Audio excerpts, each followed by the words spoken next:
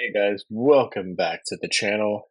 I'm Last Son, and this is TEW9 Development Journal, Day 6. Some pretty exciting things, I think, today.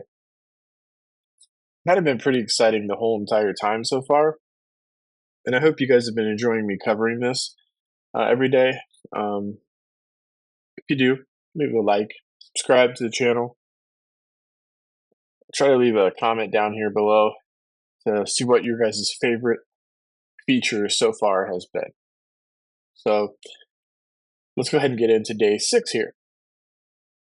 So angle overhauls is the next feature they announced.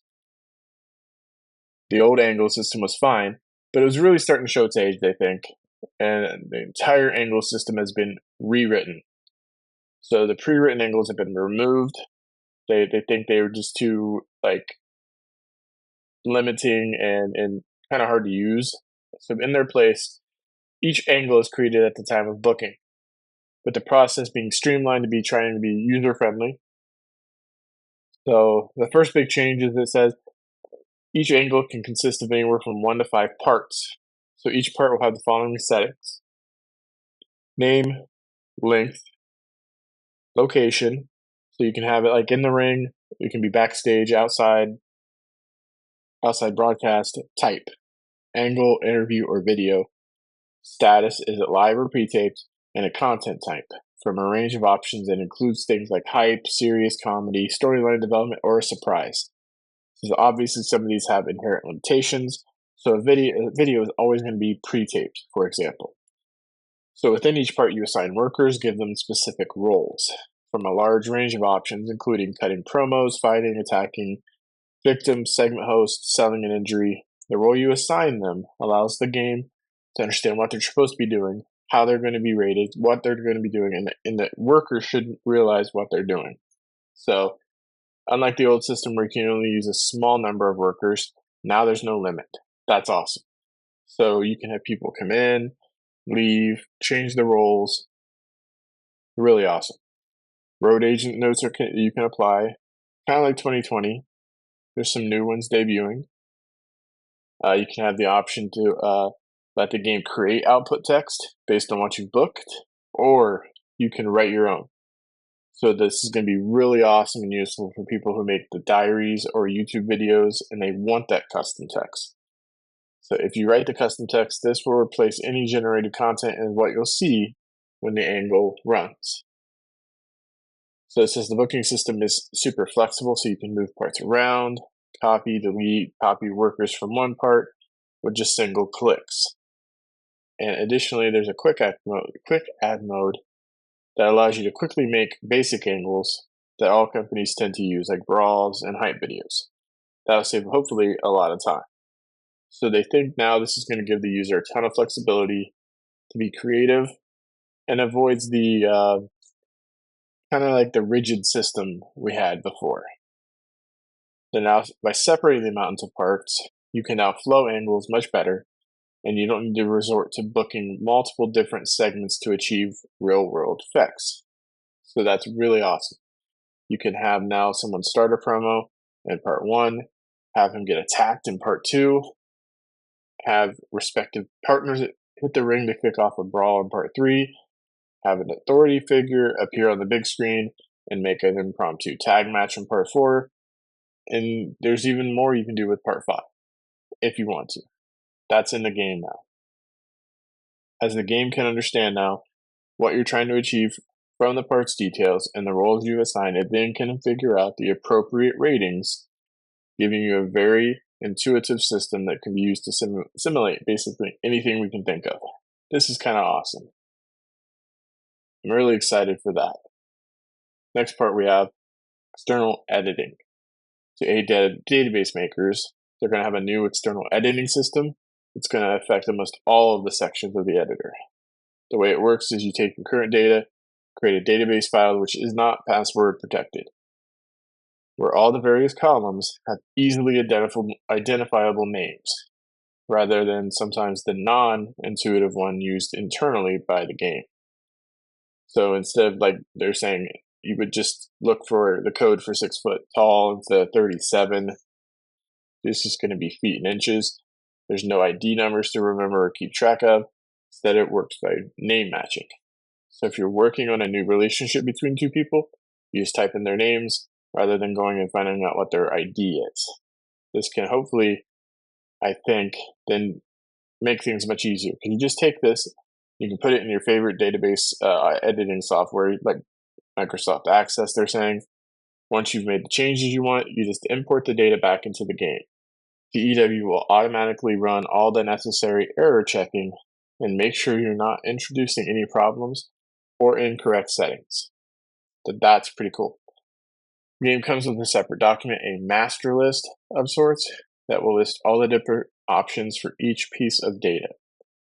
Database makers can therefore then also have this as an option as a quick reference guide and just copy and paste text to ensure accuracy. So all of this means is you can use the tools that external software provides, such as being able to edit multiple records at once, sort data, make comparisons. It should also hopefully make group project work a lot easier because you now can divide up the work. You can send someone to handle relationships, events, etc. And since you're working with names, you won't run into the trouble of having to keep track of what state the database is in. I think this is going to be awesome for you, everybody who makes databases. You guys, let me know. What do you think about this change? Will this make things easier? They're going to have enhanced mass editing. The in-game mass editor has been beefed up with a lot more options. There's this is every aspect where it's viable to allow mass editing is now covered. That hopefully will speed up the process of making and editing databases. User-defined title names. So the potential new title names that AI can generate, which were previously just built in, is now an editable section. So this allows database makers greater control over their scenarios. They're going to have single-use injuries. So something like appendicitis can now be simulated because it will just happen once, and you're not going to have multiple instances of someone getting appendicitis. The next feature is older relative mentors. So now you can have older family members can act like a mentor to their younger relatives without needing to be explicitly set as one. They're hoping this will save a little bit of work for database makers and adds a nice touch of realism. There's going to be some new owner goals. They're not going to really tell you what they are. They're wanting people to find out about them as they go about their gameplay, but new owner goals and owner goal specifics are now going to be, the texts are going to give specifics on how you're doing on your owner goals. So this makes it much easier to understand what you have to do to achieve the goal and removes any mental calculations or any kind of guesswork. You're going to be able to canvas opinions. So when signing workers, you now have a canvas opinion button that allows you to pull the locker room to see if there's any notable reactions to the proposed contract offer before you go ahead with it. They're hoping this can be useful for avoiding surprises and just add some extra realism. Sex scandals. By request, the sex tape scandal has been reworked to simply just apply a generic sex scandal, thus allowing it to be used to cover a wider variety of real-world situations and no longer be limited to a small range of possible years.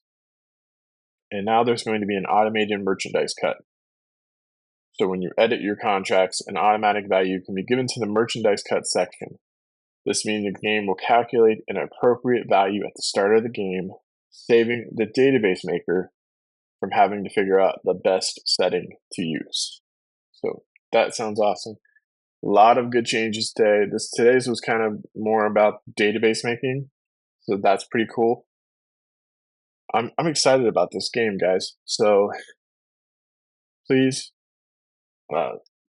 leave a comment below. What part of this game are you the most excited for? Could it be the real world calendar? Could it be the updated Cverse?